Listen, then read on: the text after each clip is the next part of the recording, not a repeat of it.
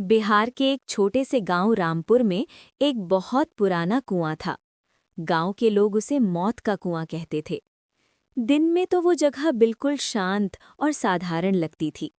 चारों तरफ पुराने बरगद के पेड़, टूटी हुई पत्थर की दीवार और सूखे पत्तों की सरसराहट।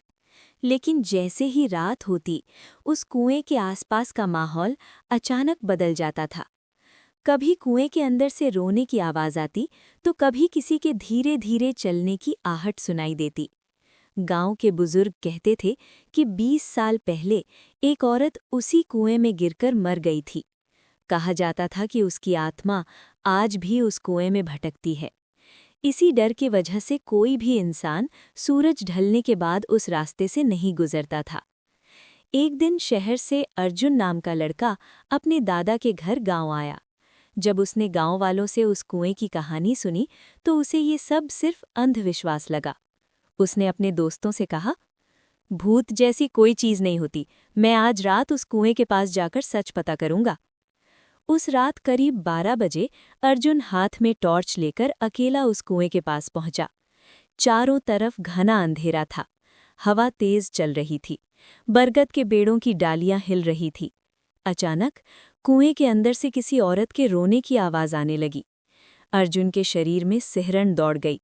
तभी उसके पीछे से धीरे धीरे कदमों की आवाज आई। अर्जुन ने तुरंत पीछे मुड़कर देखा, लेकिन वहां कोई नहीं था। तभी अचानक कुएं के अंदर से सफेद साड़ी में एक औरत की धुंधली परछाई दिखाई दी। उसकी लंबे बाल हवा में उड़ रहे थे और उसकी आंखें अंधेरे में हल्की चमक रही थीं। अर्जुन का दिल जोर जोर से धड़कने लगा।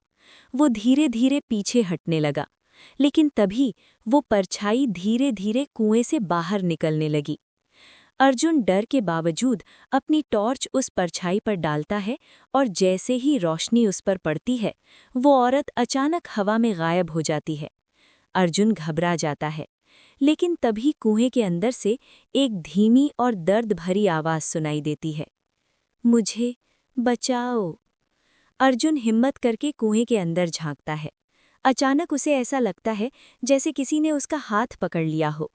उसके सामने अचानक उस औरत की आत्मा दिखाई देती है। वो धीमी आवाज में कहती है, 20 साल पहले मुझे किसी ने इस कुएं में धक्का देकर मार दिया था।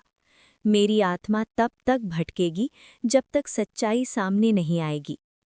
अगले दिन अर्जुन गांव वालों को सब बताता है।